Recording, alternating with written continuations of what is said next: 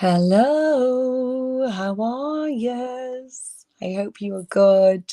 I'm afraid you're not going to get the bubbly normal version of Mel today. I am goosed, but I am going to be here and I'm showing up for you as a goosed version of me this evening. I'm just going to put my banner on here. Challenge. Right, there's save. Ticker. There we go. Wonderful. I'm just going to have a look at a little Facebook and see. Oh, gosh. Hey, there's people there. Hello. Hello, Facebook user. Who are you? Hi, Anne. Hope you're well. Hope you're good, my love. I'm just loading up. Loading. Oh, I wonder why that's happened. Amy's the Facebook user. Hello, my love. Maybe because you're usually on here as Browse and Wows. That might be why. So maybe we need to have access to Amy Williams' profile. Hi. Hello, Anwen. How are you? Hello. There's more comments coming up. Amy McAdam. Hello, you're my other Facebook user. Hope you're all good, ladies. Happy Mother's Day, everybody. Whether you're a mum or a mum to people, mum to fur babies, whether you've got a mum, you give mother loving to people. We're all mothers in some way, shape, or form, aren't we? If I answer that question, I might cry. So I'm just going to go, I'm okay, thanks. I'm just going to leave it there. Maybe I'll put it down to the moon, but I am not feeling too great today. But I'm here. So that's the main thing. Oh, lovely, Anne. Thank you so much. That's so lovely. Give loving out, indeed. So I'm here to talk to you this evening about the Nutrition Accountability Challenge, which we are doing this week, which starts tomorrow. Okay. So how's it going to run? So let me do the practical bits of this. A Nutrition Accountability Challenge. This is how I'm going to set it up for you.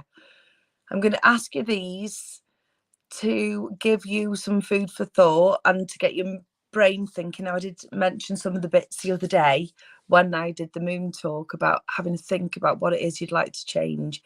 Is there something in your diet that is your kryptonite? Like, so for me, it used to be Nutella until my intolerance gifted me with my body gifted me with an intolerance. However, I finished my gut health and immunity course yesterday. Got 100%. Woohoo! Got my certificate and stuff.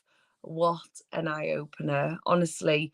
Now, I know that my intolerance comes from my gut health and the way in which it shows up. I'm trying to think of the way to tactfully put this, but basically because I've abused myself with the kind of foods that I've eaten, it's broken down the lining of my gut wall, and that's what's made me susceptible to have reactions to things. Let me see. There's some comments here. Look, Rianne's cried a lot over the last 2 days. Like I've been crying today. Can you tell? These are eyes that have cried today. And I just wanted to disappear.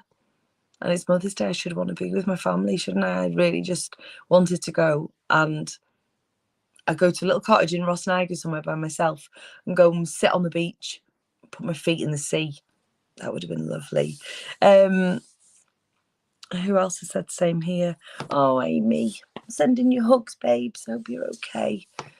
Anne's not good neither. Oh, Anne, bless you. Mwah.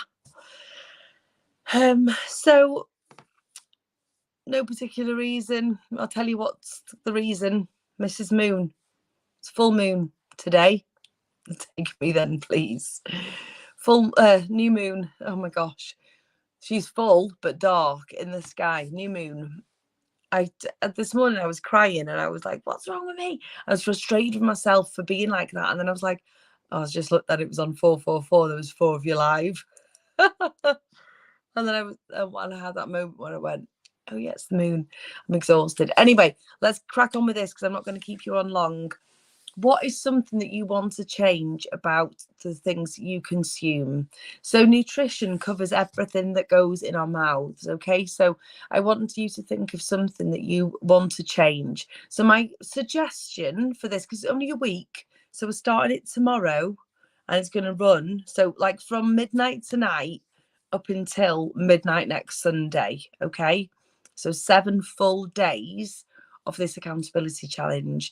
We're doing it in a little bite-sized chunk now, because once you do this and you achieve it, because you will, because we're all supporting one another, then you will manage to build your belief that you can go for longer stints. And once you go for longer stints, then you start to create new habits, and then you start to be able to omit those things from your life.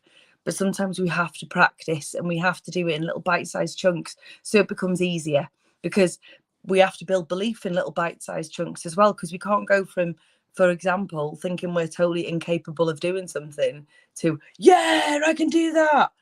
Let's be realistic. Many of us don't have that level of self-belief if we've continuously tripped over on things, and I was in that place for a very long time. So I can see here that Anne is saying sweets and sugar. That's massive, a massive broad area to let go of, isn't it? Amy wants to cut down the sugar. You keep craving it. Oh, she's come back as Browse and Wows. I feel like you've come back with a cape on.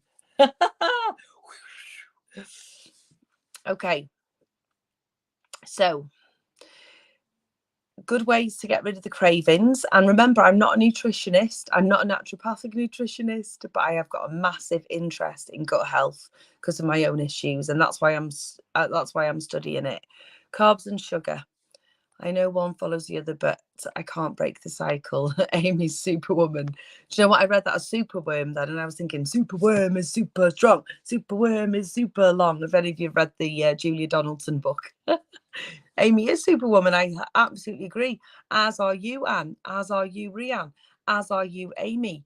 As are you. Who else is on the live? Who else is here with us? We are all superwomen, and we need to celebrate this.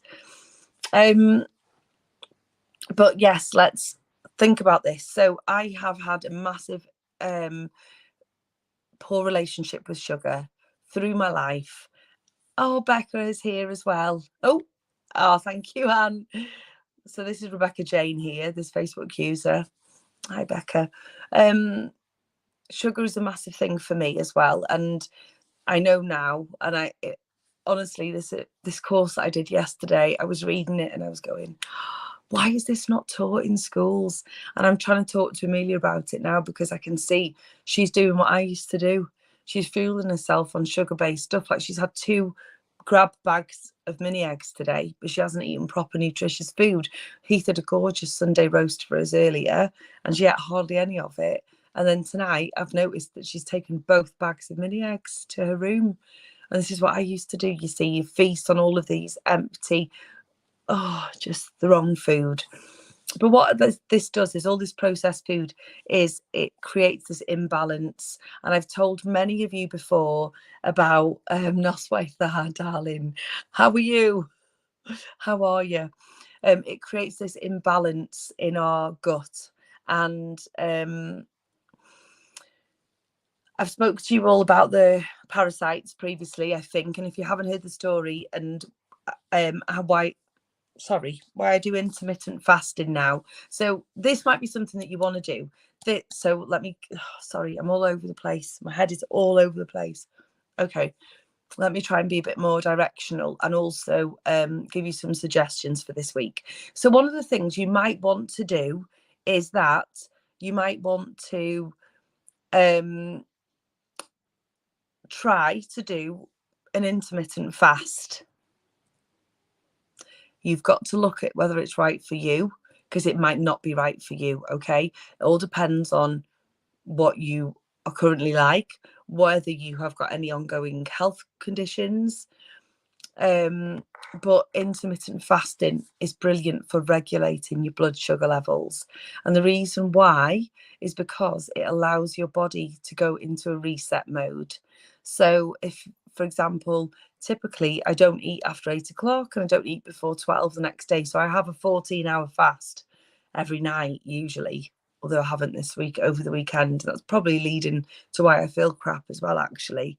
So during that time, your body and all of your parasites, so your gut microbiome, if you think of that gorgeous garden, you've got the naughty ones, which are what's going, feed me, give me the sugar. It's not you. Anne does the same as me, you see. So Anne does intermittent fasting from 8 till 12 as well. It's who said, I know damn daughter's the same, doesn't eat enough protein, but sugar's your wolf down. Exactly, Becca. This is the thing, doing your cleanse and craving hot chocolate and sugar. Oh, bless you, Amy. So it's thinking about what can you do differently. So if you have got something that you're really craving, your body's used to it clearly, and you're just trying to get used to it not having it in your life. So what can you replace it with? So maybe there's something that you can have instead of. So we all know that often when we're hungry, it's not that we're hungry, we're really thirsty. Do we all know that? Yeah. Tell me that we all know that. And how much of this beautiful stuff does everybody drink? How much of this beautiful stuff does everybody drink every day? Tell me in the comments, how much water do you drink? And I'm not talking about tea and coffee and juice. I'm talking about clear, plain water. How much you drink?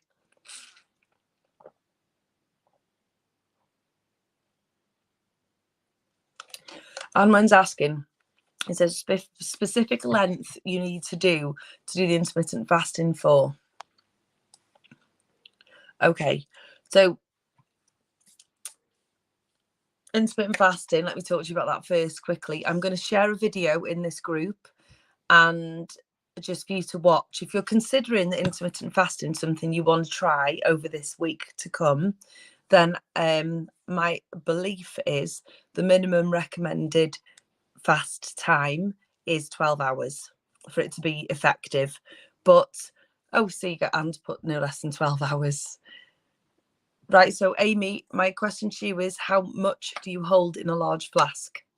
So do you know what the measure is? Why do we fight against it? Because it's something that we are trying to not. But we create a fight because we're creating a battle because of the lack mentality. So what we're doing is we're focusing on what we're not having. Oh, but I really want that thing. It's that the whole thoughts become things. Instead, if we think about what we do want instead of what we don't want, then we will create a shift in that. Carly's saying 2.5 litres. Perfect, Diane. Now, actually, there is an equation. If you wanted to, if you know your weight in pounds, and then you divide it by 60, that'll give you how much water you're supposed to be drinking every day. And my darling, that will 2 pints is about one of these and another little bit more. So that might be something that you want to focus on. Need to try that as not sleeping. Yeah, and I think because when we focus on the fact that we're not sleeping and all we're telling people is that we're not sleeping, then it becomes our reality as well, doesn't it? So try to trick yourself into saying that you are. I would write a gratitude list tonight on your sleep.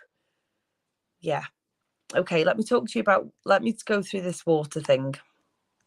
Okay, so I've just given you the equation. So if you don't know how much you should be drinking, then find out what your weight is in pounds and divide it by 60. And that will give you what your recommended water is for your body. Now, obviously, if you have water retention problems and stuff like that, then you need to probably speak to a GP, but it might be that you've got some problem with your water absorption. And in that case, you might want to listen to the Celtic sea salt talk that we're going to be having with Hayley over in FieldFab OMG, hopefully this week. If you drink enough water, let me give you some benefits to drinking water, which I've got here from my Happiness Club training. If you'll drink enough water, your memory will improve, your concentration will improve. We are made of water, okay? So we need more of it as well. If you aren't replenishing your water, that then it affects all of our bodily functions. If you do drink enough water, your memory and your concentration will improve. Your energy levels will go through the roof. You will sleep better. And are you hearing me? You will sleep better. Your immune system will be stronger. And it literally benefits every single part of your body.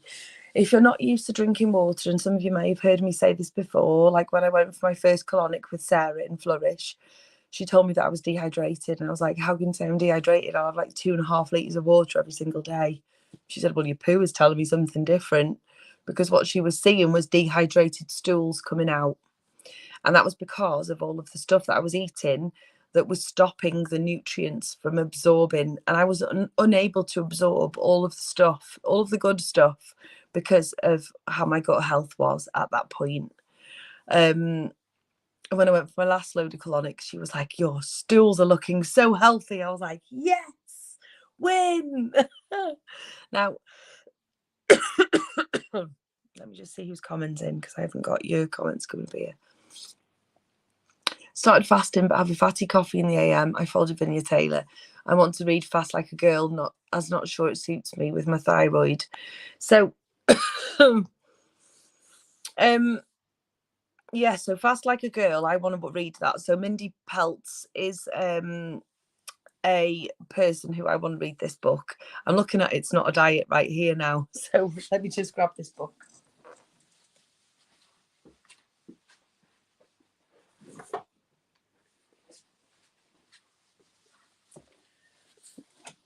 Davinia Taylor, that's who Becca's referencing, I think. I think it's Becca that's talking here. So this lady, if you look at her before and after pictures here, she was absolutely full of candida, and her whole insides were inflamed. She was totally inflamed. And now Davinia Taylor is one of a really well-known and well-respected biohacker, which means that that's the book. Yeah. And we did this back in 2021, I think, when I read this. I might read it again, actually. Why stress causes weight gain, how fasting makes you less hungry, why sunflower oil is unhealthy, and how cold showers can cut your carb cravings. There's loads of great stuff in this book.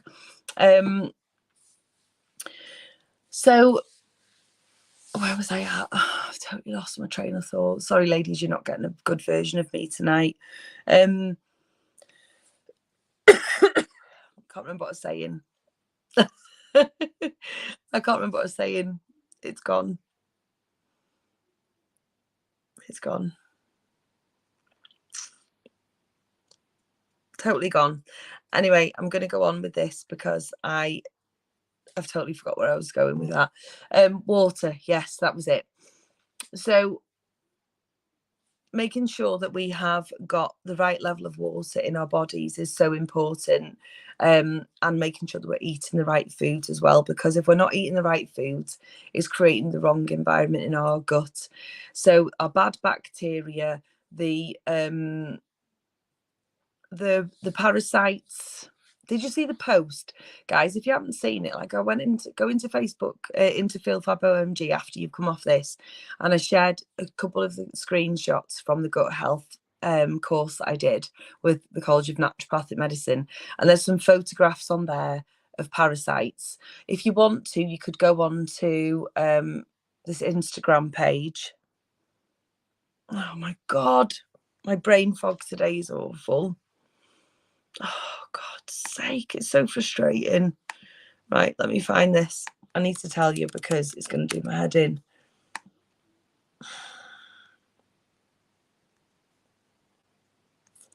Search Liverpool. I can't find it. Colonics. The detox clinic. Okay, go on to the detox clinic. Oh dear. Go on to the detox clinic on Instagram if you want to see what parasites look like, because I swear once you see them you can't unsee them, and once you start considering that all of us have got these parasites within us but some of them are bigger than others. And when I say bigger, I mean like monstrosities. And those are the things that are making us crave the sugar and the carbs. And the more that we eat the sugar and the carbs, the more we feed the monsters. And we want to help our gardens to flourish. All of the gorgeous flowers and trees and shrubs, all of the beautiful stuff in our gut microbiome, we want to help them to flourish. So if your goal might be over the next week, for example, is to feed your garden, fuel your garden, and not to fuel your bad bacteria, then hopefully if you start to think about it like that, like I say, once you pop, you can't stop. If you've done a 12-hour fast, for example, a 12-hour fast, so say you've gone from 8 o'clock at night till 10 o'clock the next morning, so you've not had any sugar or carbs over that time, and the only thing you may possibly have had is maybe a black coffee, because that doesn't break a fast. But of course you won't have had it when you've first woken up, because that will cause a peak when your adrenaline and cortisol is already high, and then you'll crash back down again. So you'll have something like a lemon and hot water and some Himalayan or Celtic salt, because that will help to kickstart your liver and kidney function, and it will flush through loads of your toxins, and it will help you to feel better. Then when you do eat, what you're going to feed yourself with is loads of prebiotic food, probiotics and prebiotics. So you're going to have things that are going to benefit your gut health. So you're going to try and avoid the things that are going to feed your bad bacteria, because once they wake up, they're like the jungle drums of Jumanji, aren't they? Bum bada bum bada bum bada bum bada bum bada bum. It's like one wakes up and it nudges the other. Let me Google that, Amy. I'm not sure if a fruit tea breaks a fast. 1 minute. Let's ask Mr. Google, does a fruit tea break a fast? I don't think it does, because it's not got any dairy in it, has it? If your herbal tea is packed with fruit, the sugars in the fruit could break your fast. Some great options of herbal teas that won't break a fast are a single ingredient herbal tea like peppermint, chamomile or ginger tea. So it's the sugars that break the fast, and that's what it always is about. You're fasting from sugar. So if you're having something that's not got any sugar in it, that's the main thing. So does green tea break a fast? Oh, don't pop up with an advert for me. I don't want to read that. Green teas are also calorie free, but many enjoy the green tea with honey. No, so as long as you don't put anything extra with it, like no syrups or anything like that, chamomile it is. Awesome, my love. Drinking green plain tea or drinking matcha tea without adding milk and sweeteners is a great option to enjoy during your fasting window. I love matcha tea as well. That's really good. If you have a sweet tooth, but you're still attempting intermittent fasting, the idea of having plain tea without your typical dash of sugar or honey may be daunting. There are sweeteners that do not spike your blood sugars. Anyway, let's not read that, because that says it's controversial. So we'll stick with nothing with sugars in, okay? So that's why you can't have a coffee with milk in. No, because the milk's dairy. So what I'm going to do this week is I'm going to try to go dairy free. No, I'm not going to try. I'm going dairy free for a week. Let's see how that goes, because dairy causes inflammation, and inflammation causes disruptions to your immune system. And because I've had this cough, I need to help the cough to fuck off. So I'm going to go dairy free. That's what I'm going to change. So my change is that I'm going dairy free, and my thing that what I'd encourage you to do is think about one thing that you want to omit from your diet and one thing that you want to put into your nutritional plan for the next week. And because if you think of and remember about the whole habit formation, when we were talking about breaking a bad habit, some things you can do is make it invisible, make it go away, make it unattractive. So if you're thinking about the sugars waking up the bad bacteria within your belly, and it makes them, it literally goes like that, hello, and it's that gut brain connection. If remember, your gut, 90% of what goes on in your gut talks to your brain, and the brain message going down to your gut is only 10%. So there's so much activity going upwards. It's not you that wants the sugar, it's those down there. So we want to keep them asleep. Like if you think about in that Harry Potter film where they're creeping around trying not to wake the big beast up, maybe that might help you with your thought process around what it is. And instead, what it could be, every time you think about sugar, you take another drink of water. And that can be your alternative thing. Every time you think that you are hungry,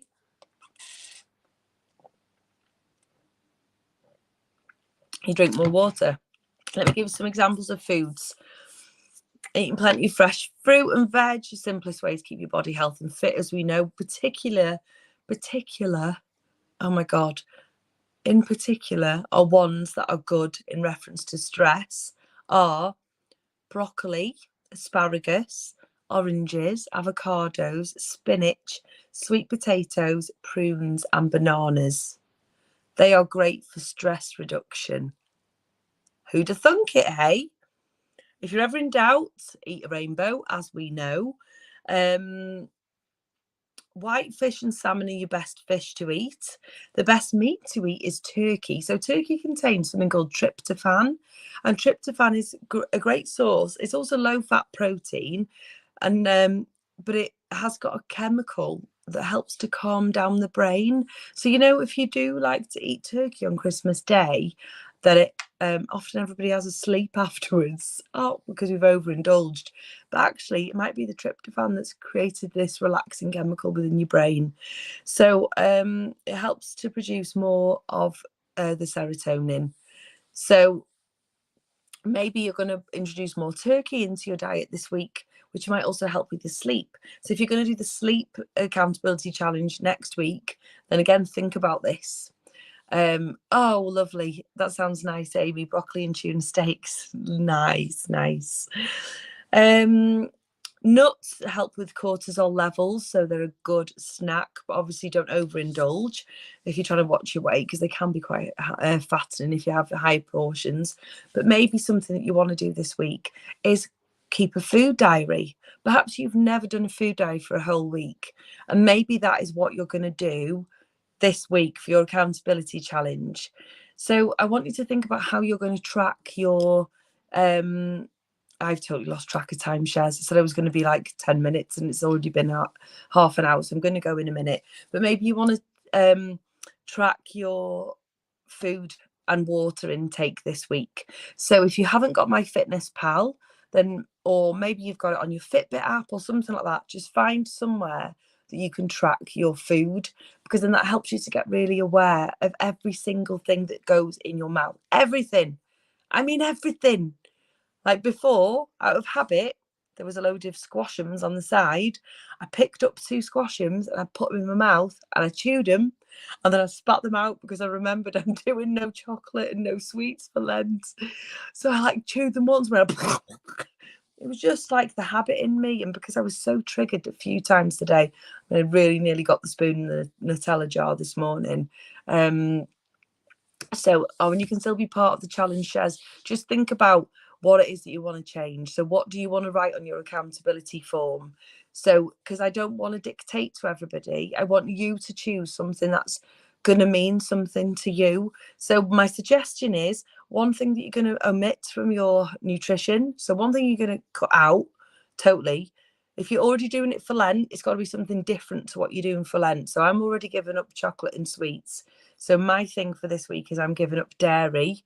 And my thing that I'm going to do more of is, I don't know whether it's because I don't think I've been hot on my water. So I'm going to track my water, because I want to do 3 litres of water every day this week. And I've got kefir back in, which I've been missing, which I think is why my brain fog's going like this. But I want to make a conscious effort of eating. I always have 3 to 5 Brazil nuts every day and have a small handful of almonds, but I think I might be overindulging. So I'm going to measure my nuts measure my nuts. I'm going to measure how much nuts I'm eating, but I'm also going to check how much of the leafy stuff that I'm having. So every single day, I want to make sure I'm having some probiotic and prebiotic food, so that my thing that I'm taking away is dairy, and I'm going to put more probiotics and prebiotics in. So porridge is the best thing for breakfast because it's slow release carbohydrates. Will keep you going to lunchtime. If you're not fasting and you do want some cereal or something for your breakfast, then step away from the cereal boxes because they're full of sugar, and instead try some porridge, or try something else like a poached egg on sourdough bread, for example. Cereals are really just all full of sugar. Like, when I say all full, it sounded like awful, but they taste gorgeous, but they are really awful. They're not good for us. Even these Special K and all of that, they're not great. They're not great, guys.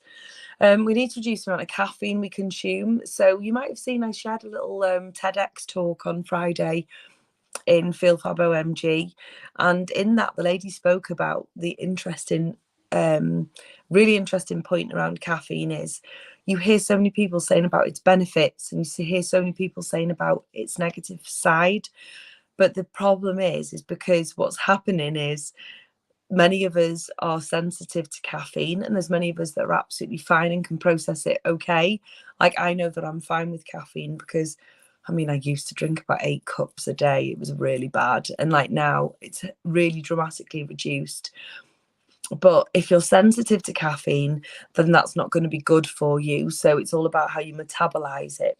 So becoming conscious of how many cups of tea or coffee we're drinking throughout the day. Maybe you currently drink 5 cups and you want to reduce it, for example. I think food would be good for me, and I'll take my blood sugar levels as I want to get to the bottom of why I'm getting my funny turns. This will be good for me, thank you.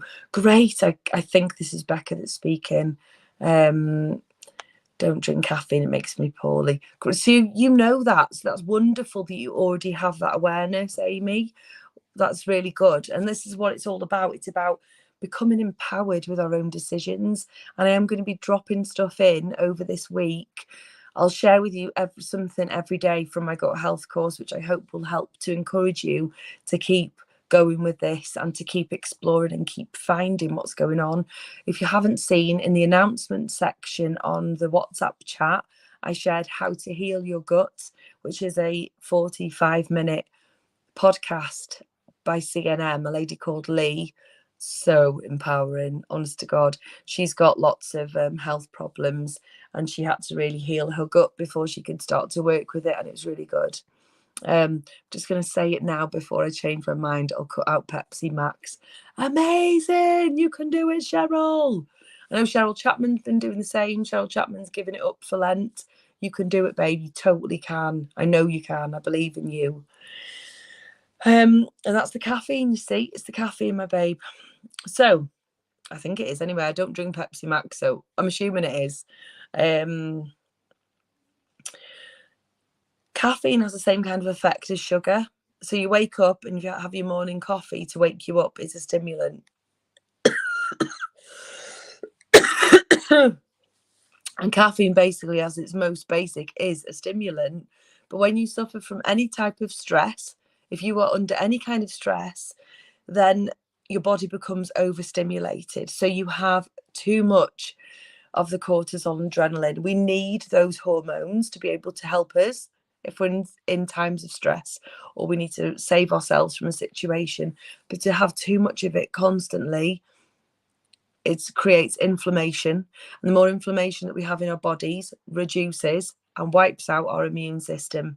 So, and another thing that does that is medication as well. So we need to really think about what it is that we're putting in our body. And I know that, and when I say medication, I mean like antibiotics.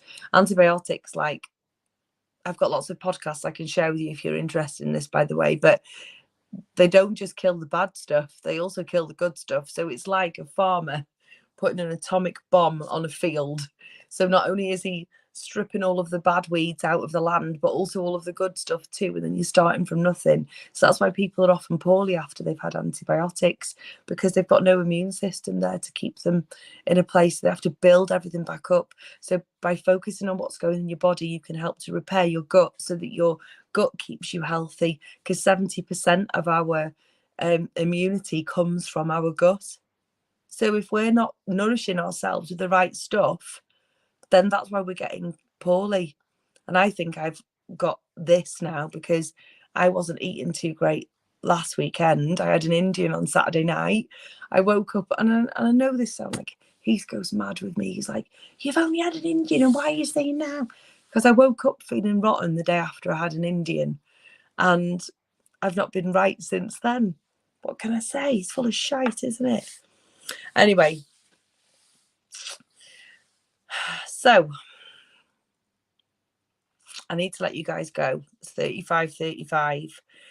We're going to talk about sleep next week before we do the sleep accountability challenge. But I hope some of the stuff that I've shared with you this evening has given you some food for thought. Honestly, when I was reading some of the stuff yesterday, I was thinking, oh my gosh, I'm not going to keep like berating myself or hitting myself with this bloody should stick, because we don't know what we don't know at the end of the day, do we? But what I am going to say is that if we decide from this moment on to treat our bodies with a bit more respect and think about what we're fueling them with. I mean, I'm not saying that we're never going to eat chocolate again or never going to drink Pepsi Max again or whatever, but just make more mindful choices, because we're in a month of mindfulness now.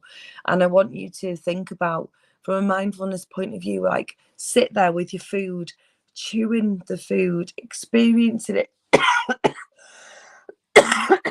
following the journey of the food down through your body and thinking about all of the stuff that we've got going on inside there.